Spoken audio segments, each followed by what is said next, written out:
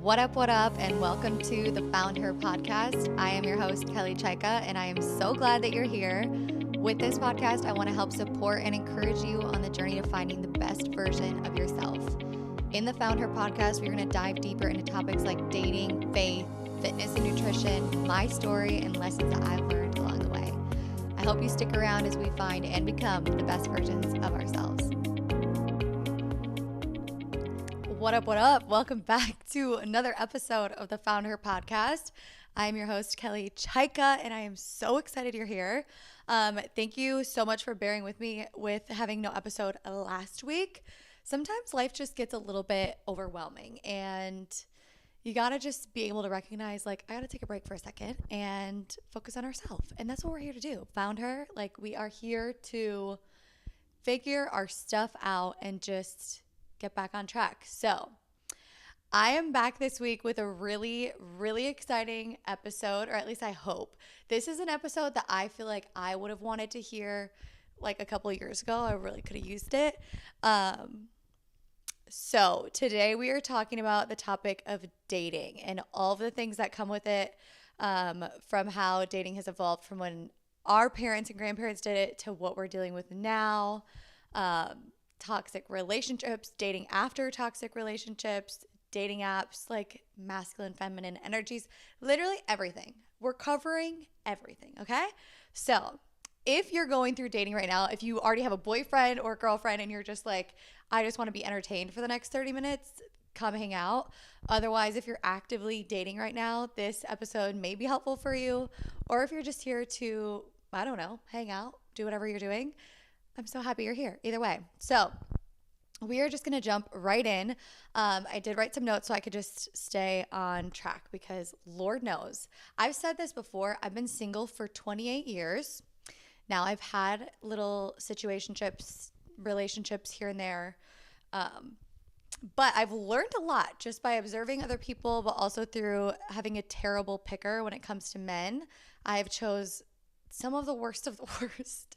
And I will fully admit that. And it is probably my fault, but I've learned a lot. And so I'm going to share some of the tips that I've learned, and we're just going to work through it together. So starting off, first thing I want to touch on is obviously, how does this relate to finding yourself? I feel like I have preached a lot since starting this podcast that finding yourself is a solo journey and like you got to just do it on your own. But what I have learned as I've gone through life is a lot of times you learn the most about yourself in relationships. Like, people really do figure out who they are once they get into a relationship. It pulls out things in you, whether or not you're a selfish person, if you're too independent, if you're too reliant, if you're judgmental, like whatever it is, that all comes to head once you get into a relationship and you really start to figure out the most about yourself. And so I've learned that for me. So I just feel like this is such a relatable topic to talk about,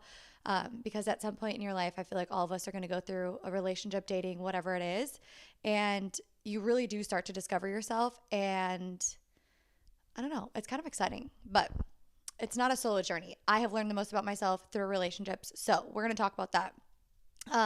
But first thing I wanted to touch on is how much dating has changed since our parents and grandparents and generations before us started dating. I feel like every single generation gets a new version of dating, just with technology changes and like different personalities types, like politics, whatever it is. Dating has just changed drastically. And so we're all just learning as we go. We can't even really take advice from our parents because it was so different for them back in the day. Like, nowadays we have dating apps, we have texting, FaceTime, all the things. Whereas back in the day, I just feel like it was pretty clear. Like, if you liked someone, you had to go out of your way to pursue them. You were either writing letters, showing up at their house, using the dial-up phone, whatever it is. And they had to put in effort. And a lot of times I feel like, just from girls that I've talked to today, we still want that. Like, I sometimes am like, I could have lived back in that time and I would have been so successful because I can be a housewife. No, I'm just kidding. But really, truly, I could. But the way that it was laid out for them back then was just so clear. Whereas now we have so many women and men that are like, we're all just confused. Like, we're like, what's going on? Are we waiting to text? Should they reach out to us? Should they show up at our door? Like, it's just so confusing how much dating has changed. And then with dating apps, what I've noticed for myself, I hate them. I hate them. I do not judge anybody who goes on a dating app. I have tried.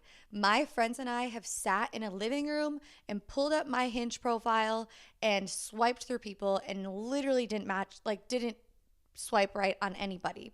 And that sounds so shallow, but like, I have noticed about myself, I can be very judgmental when it comes to looks. And there's reasons behind that. And it's not shallow. It's okay to think that looks are important. But like, when it comes to dating apps, I just feel like that heightens it so much more because I've met so many great men that wouldn't be my type right off the bat. But meeting them in person and like seeing their personality, I'm like, oh yeah. So I just feel like dating apps force you to be a little bit more shallow. And it's just not fun. So for me, it didn't work. I have heard a lot of success stories. So if it does work for you, kudos. And a lot of times, I think I heard a statistic somewhere that said like 60% of people who are single are on dating apps. So like the odds are pretty good, but it just didn't work for me whatsoever. One thing that I've also noticed when it comes to dating that has changed from the past to now is a lot of women are tapping into their masculine energy and a lot of men are tapping into their feminine energy. Now, this could be controversial, but first I'm just going to define. Oh, let me grab my phone. Hold on a second. Okay, I'm going to define what I looked this up so that I wouldn't offend anybody specifically. But I looked up the difference between what masculine and feminine energies are. Now, starting off before I read that, I think women are tapping into their masculine energy a lot, which is so cool because of how many more rights we obviously have right now and how successful we can be in our career. And we just want to like do and be like the powerhouses of everything. Like, I love the women's like movement, like go off. But at the same time, when it comes to dating, it doesn't do us much good in the long run. I don't know. I'm going to try to say this with a lot of thought, so give me grace. But if we're defining masculine energy is all about taking action. Masculine people love building and immediately fixing problems. It's protective. That's why the feminine women love it, because they look for a partner to protect them. Masculine energy is strong and stable. It's self-confident. It makes decisions fast. It's decisive, okay? I can relate to a lot of those qualities. So the other thing I want to say is that it's normal, like everyone has masculine and feminine energy. Women have masculine and feminine energy. Men have masculine and feminine energy. It's just which one you have more of that comes through. So a lot of times, okay, so that's masculine energy. Feminine energy is creative and inspiring. It's the energy that creates life. It appreciates beauty, stimulates creativity. It's nurturing, intuitive, and empathetic. It's emotional, passionate. It craves to be seen, admired, and appreciated. It's intelligent and loving. So those are just some examples of the differences between masculine and feminine energy. Okay, so as women, when we tap into our masculine energy, we are like, go, go, go, do, solve, solve, solve. It's forcing men to kind of tap back into their feminine because we're not allowing them to solve all the problems. Because if I'm standing with a man and I'm like, I got it covered, I'll pay the bill, I'm going to drive myself, I'm going to solve the problem, I'll pick the place, I'll do that. What's the guy doing? He's literally just falling back and being like, okay, like I'll just show up, which is technically what women should be doing. Now, there's nothing wrong with this in any regard. If you're a more masculine woman and you like that, you probably attract more of a feminine man. And if you're into that, that is 100% okay. But if you're a woman who's looking for more of a masculine man, you can't operate in your masculine energy all the time because there has to be some polarity. Like, there has to be a give and take. You can't have a super masculine woman with a super masculine man. It's never going to work. There has to be both. So that is one thing that I've learned a lot about in the last couple of years that I've noticed from people, and why a lot of relationships start to have issues just because we are functioning so much in our masculine and we can't fault men for falling back into their feminine. I encourage men to stay in their masculine, but like us as women, I think need to stand up and not allow men to fall back into that. Like we have to be like, no, you can decide. Like you figure it out. You solve the problem. You do like allow them to do that because they really won't do it if we're all out here hustling. Now, it is 100% fine, normal, great to be in your masculine energy while you're in your career. You don't have to walk around in your feminine energy all the time. Like I said, there can be both. But I have noticed through dating and even myself tapping into my masculine that it naturally repels guys or doesn't allow them to show up like they maybe want to. I don't know. That may have been confusing, but I hope you get the gist of it. Masculine and feminine energies is really interesting. If you're curious about learning more, you can go check out the True Feminine podcast, I believe. She teaches all about that when it comes to dating. But overall, there's got to be polarity. And so if you recognize that you're functioning in like the problem solver, go, do, protective, whatever, maybe try to slow down a little bit and tap back into your feminine. I don't know. We'll see. It's a work in progress because I'm honestly trying it too. So the other thing I wanted to talk about was the challenges that we go through when it comes to dating. Obviously, I'm already talking about challenges, masculine and feminine energies, dating apps are terrible, all of that. But there's also new things coming up and about, like gaslighting is a term that is widespread. Like we're just putting labels on things that are happening. Ghosting is huge. And ghosting, I hate. I don't understand why anybody ghosts. I think a lot of times, or at least what I've learned, is men don't want to offend women. And this could also be controversial, so take this with a grain of salt. But you could say that men are like whatever. I'm saying this very respectfully. I don't think that men want to offend women naturally, so they just ghost because they don't know how to be like, I'm not interested. And women probably do the same thing. Like we just don't want to offend people. We're all just scared. So we're like, ghosting is easier. But I think being clear is like the most kind thing that you can do to anybody. Like just being so clear with what you want, your intentions, whether or not you're interested. It's not mean to go on a date with someone and afterwards be like, I'm not interested in you. I have a funny story about this because this is probably so relatable. But I went on a date with a guy from Hinge one time, and granted, whatever, I've gone on multiple, but this is one specific situation where this is just funny to me because I tested out this theory and it didn't go as planned, but not every guy is going to react this way. But I went on a date with a guy. We went and got a drink. He picked me up like an hour late. So I was already like, I'm not feeling this like whatsoever. We go there.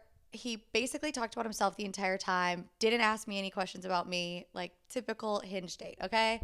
I told him I was ready to leave. I had to work in the morning, and he was like, nope, we're having another drink. I said no, and he was like, okay, I'll go close the bar tab. He goes up to the bar, orders a second round, and comes back and is like, sorry, you have to stay. Like, I ordered another one.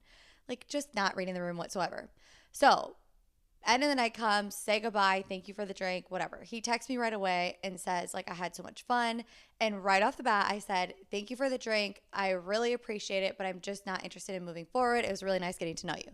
That should be enough for someone to be like, got it. Thank you for your time. Goodbye.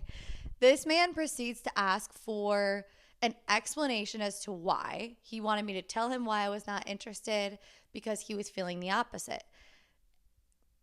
Overall, that is not how it should go. You should be able to communicate with that with someone, and it shouldn't hurt their ego. They should be, if they're especially in their like masculine whatever, if they're a real man who's like sure of himself, he should be like, thank you so much, I appreciate your honesty.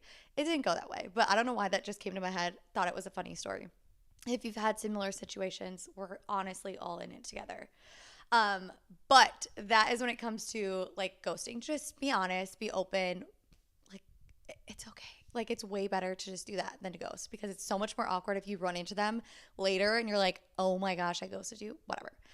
So the other thing I wanted to talk about with challenges in relationships that I think a lot of us face is carrying your past traumas into your future relationships.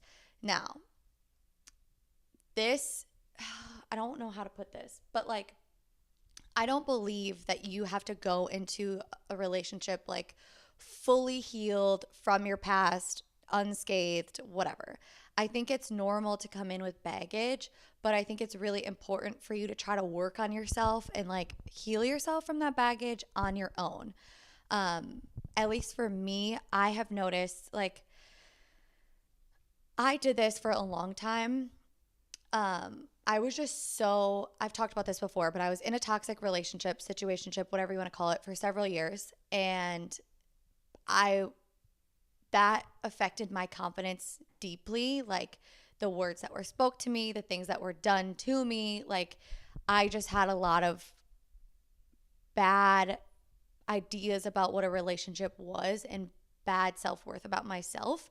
And when you have that low of self worth, you carry that into future relationships.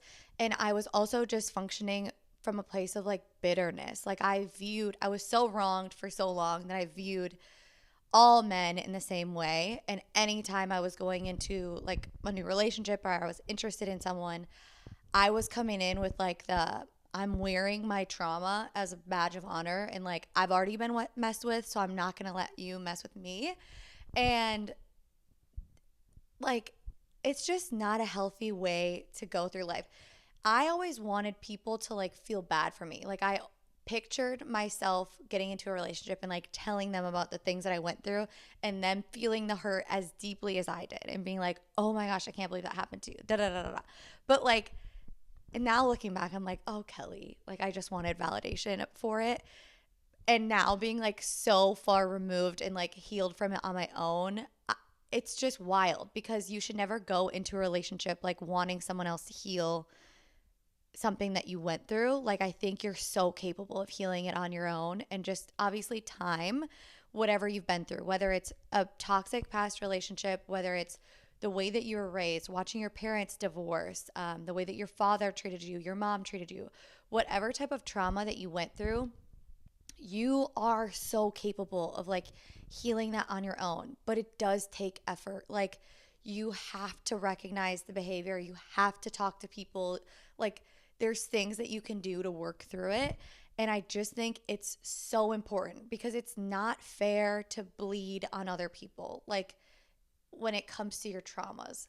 And I know there's a trend going around that talks about find someone who grows flowers in the deepest parts of you.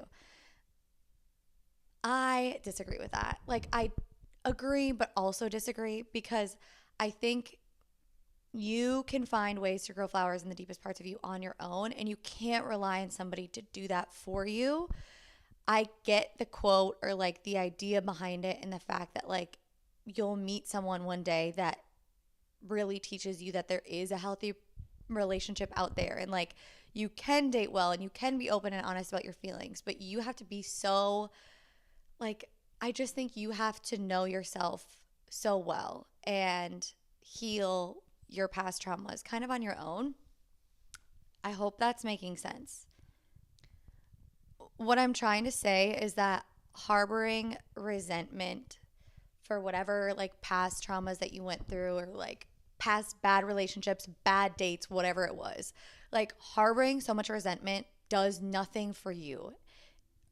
It only causes you more stress, you more hurt. It sets you back further. It does nothing for the other person. Like they're not fazed by whatever you're going through. They're either going to be like, "Oh, not for me because whatever." But like for you, it just causes havoc. I have read this book. I know I've recommended it before. But it's called Single Dating Engaged Married. It's by Ben Stewart. It's from a Christian perspective. But it's one of the best books I've ever read in my entire life. I'm obsessed. So if you haven't read it, I highly recommend. But they talk about this in one part, and I wanted to just read it. It says, okay. I also know that we must learn to forgive. If not, the resentment we feel towards that person will not stay in that one compartment of our heart. Once we light the fire of unforgiveness in our heart, then decide to stoke the flames of bitterness and resentment, we do not get to be the master of the flame. Fire does not work that way. It will burn your house down. I think that is so true. Just because I've experienced this in my own life. Like when I harbored hate, bitterness, like whether it was from a friendship, relationship, family member, like anytime I harbored like hate or grudges or whatever it was, it literally stoked a fire in me that like caused me to be so angry all the time. And the enemy will so use that. Like any little inkling of like, okay, she went through trauma, I'm going to throw that back in her face, cause her to be more insecure. Like, you just can't carry that into another relationship. So whatever you got to do to heal from it, go try to do it. Like, my recommendation just from what I've done is just like, I say journal, pray to God that he would give you new memories, help you forget about it, heal from it, whatever it is, soften your heart, open your heart. Like, just heal from whatever you've gone through. I have no idea what it is. If this is like hitting you, I just think whatever trauma you've gone through, it is possible to come out of it. For so long, I was like, it's never going to get better. I'm always going to have this bad perception about relationships. I feel like I was gypped. Like, especially if you go through a toxic relationship, I mean, no matter what age, but like when you're younger, that's like the foundational years of when you're learning about what it's like to be in a relationship. And that's what sets the tone for your future. So you got to try to rewrite that in your head and just make it right, basically. The last thing I wanted to talk about is when it comes to dating, there is so many opinions out there. There is TikTok. You could scroll TikTok and you will get a different opinion about a relationship every other video. There is family members, friendships, whatever. You could reach out to everybody and they're going to give you a different perspective on whatever you're going through.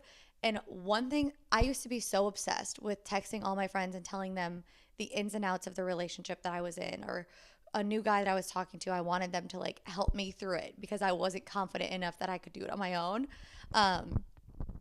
But what I've learned is that the more people that you get involved in your relationship, yes, it's good to seek like wise counsel and like ask for advice when you're unsure. But the more people that you get involved, the more confused that you're going to be because everyone approaches situations so differently and relationships so differently. Like, I was just talking to my friend about this the other day. If you're talking to a guy and you're unsure how to respond or you don't know what guys like, and you go ask a different guy, like, would it be okay if I sent this message? Or would it be okay if I did this? Or what are guys looking for? He's going to give you what he wants. And you're not trying to date him. You're trying to date this other guy. So, like, you got to just trial and error. Like, show up 100% as yourself.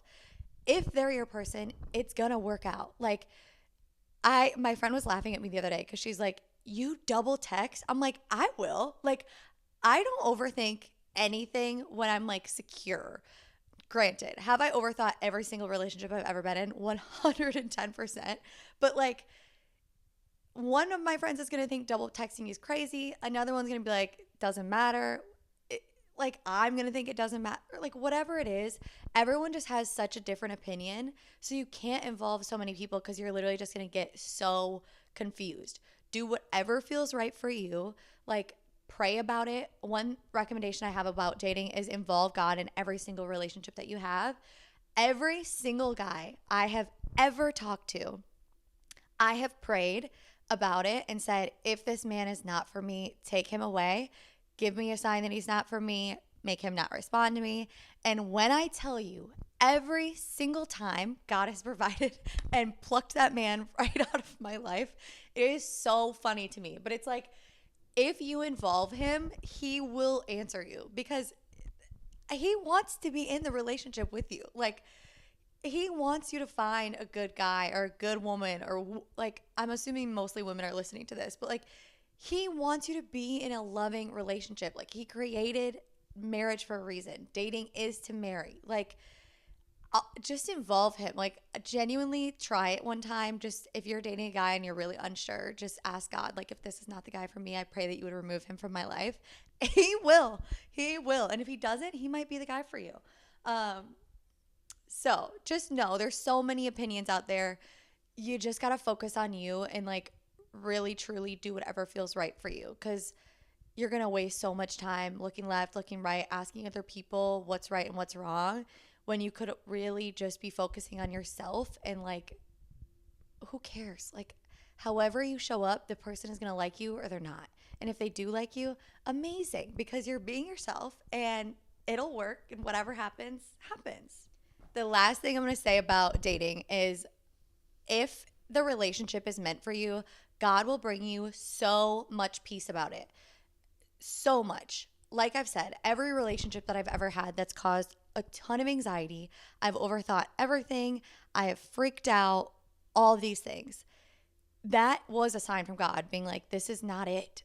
Like, when I tell you, you will have so much peace and like a sense of calmness, like you won't be stressed. You'll just be like, this just makes sense. That doesn't mean you might not go through like little trials and tribulations, but like you will have peace about it. So just keep that in the back of your mind. If you are dating, like, do I have peace? Do I not? That is a great marker.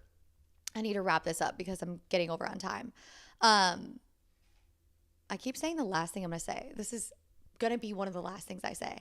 But I also just want to touch on the fact that you need to stay open. Give up the list that you have. It's okay to have like an idea of what you want in a guy, but don't hold so tightly to like, I wrote out a list and this is the exact person I want, especially when it comes to looks and like there's just so many things that nowadays we're like, here, God, I'm putting in my order for what I want in a man. And we just expect him to like give us exactly that. God doesn't give you what you want. He gives you what you need. And it may come at a shock to you, but I was even talking about this with my therapist the other day because she was like, if God gave you the guy that you think you need, would that challenge you at all? Like if he gave you the perfect guy on a platter that never argued, was this and that, like all the things that you could paint into a person, would that challenge you at all? No, that would be such a boring life. It would be a good life, but like there is a meme somewhere out there that I've seen many times that says, on one side, it's a single flower. The other side is a bouquet of flowers. The single flower says my plan. The bouquet of flowers says God's plan. And I think about that a lot when it comes to relationships because on a piece of paper, the guy that I envision for myself, like I could read it out all day long and it's just going to be so funny because I'm not going to read my list. But like I always have fixated on like appearance things, but also like qualities. My sister used to always tell me you're literally looking for an oxymoron because I'd be like, I want like a badass, tatted, beefy, tall guy, but also someone who's like very emotional and like in tune with his emotions, has a beautiful smile, likes to go to church, but also is like spontaneous and fun. And I'm like, okay, if I can be that, I know they can, but like at the same time, you can't be that specific. Like you can't hold so tightly to like the person that you envision in your head. Like it's just so unrealistic because I'm sure God is just laughing at all of us. Like we're up here putting in our orders, like here, this is what I want. And he's like, this is what you need. And you're like, oh, but they don't have this or they don't have that. And we're so easy or like quick to judge and critique. And I've always been that way. Like anytime I've met a guy, I'm so good at like, my friends always tell me you always look for an ick. And that is not a good quality to have. But I always wanted to like sabotage it and be like, oh, they don't have that. They're not my person. They don't have that. They're not my person. They don't. And it's like when you're that closed off, you're never going to find someone. Like you have to be open and optimistic for whatever God might have for you. And initially it might sound disappointing. Like it might not turn out the way that you want, but it will turn out so much better. I'm going to read a quick quote and then I'm going to wrap this up. Okay, I know I referenced her a couple times, but this is from The True Feminine. She has a podcast, but she's also on Instagram, but she posted this and it says, your ticket to love is vulnerability, staying open, letting go of prejudgments. It's in your openness. It's when you do things that you don't want to do. It's having the hard conversation. It's the date that you didn't want to go on, but you went. It's in the softening. It's in the baby steps.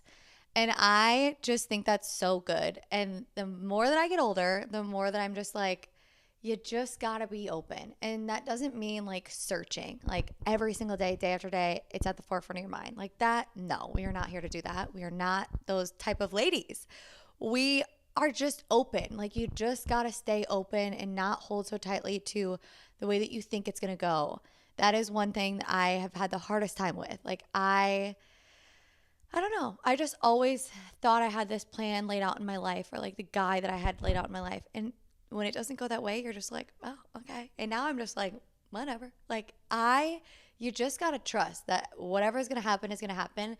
And also, like, you can't mess up God's plan for your life. I talk about it all the time. Like, I think a lot of times in dating, we worry so much about, like, we're going to say the wrong thing. You can't. It's literally impossible. Whatever you say, no matter what you do, if that's God's person for you, they won't leave. Like, if it's the right one, they're not going to leave no matter what you say, because they're there for you. And stop worrying so much about when you're on a date or like talking to someone. Stop worrying if they like you. Who cares?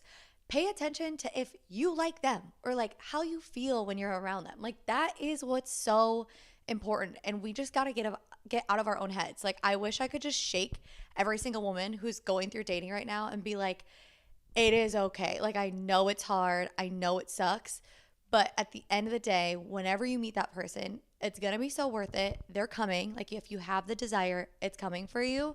Stop stressing out about it. Like, you're going to go through several bad dates. Your story is not going to be the same as somebody else's. You're going to go through so many bad dates before you get to the right one. And there are people out there that fell in love with their high school sweetheart and they're still married to this day. That's incredible. I love those stories. For me, that it was not the case. But like, you got to kiss the frogs before you get to the good ones. But just know that, like, no matter how skewed the world's perception of dating is right now, or how crazy it is to be on dating apps, or dealing with the different types of masculine and feminine energies, or I don't know, healing from your past relationships, whatever it is, like, it doesn't negate that you're worthy of a good relationship. That relationship is coming. Dating is hard. It sucks. We're all in it together. And one day we're all going to look back and be like, wow, it wasn't that bad. It was actually kind of funny. And we will have so many stories to tell.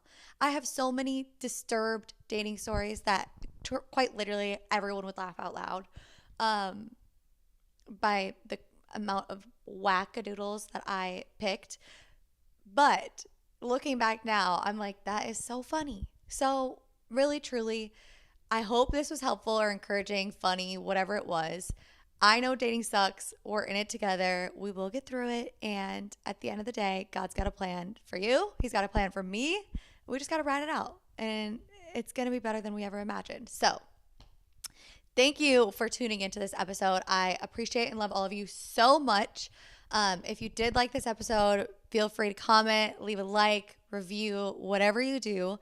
I appreciate you all, and I'm very excited. I really am trying to get more people on the podcast. I need to get out of my own head. I can sit here and give you guys advice all day, but like, I don't know why having guests on the podcast makes me so nervous, because I don't know what I'm doing. I'm like, what? I don't know. Having my sister was like a breeze. But I do want to have a couple of my friends on, and I have some other people that I have been thinking about. So thank you for bearing with me as we grow and evolve through this podcast. I am genuinely so grateful. And if you ever have topics that you want to hear about, please reach out to me. I am all ears. I love having deep conversations. So like, whatever you're struggling with, I've probably struggled with it too. And I would love to talk about it. But I hope you guys have a great rest of your Wednesday, if that's when you're listening or watching this.